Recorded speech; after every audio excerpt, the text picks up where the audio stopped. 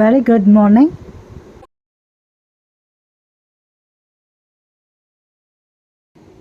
ஒருமுறை அக்பர் தன் தோழர்களுடன் காட்டு விலங்குகளை வேட்டையாடுவதற்காக காட்டுக்குள் ஆழமாக சென்றார். ஆனால் எதுவும் கிடைக்கவில்லை.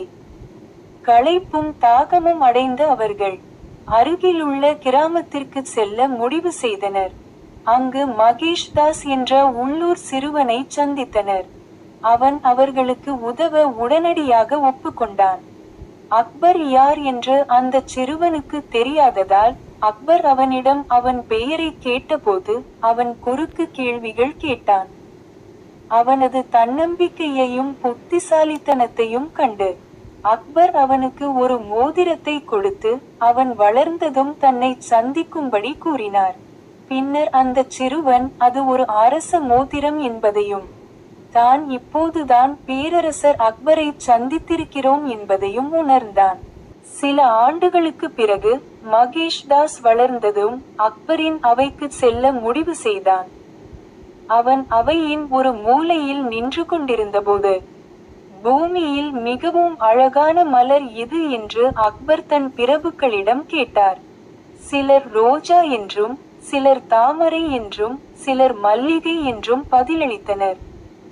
ஆனால் மகேஷ் தாஸ் தன் கருத்தின்படி அது பருத்திப்பூ என்று கூறினான்.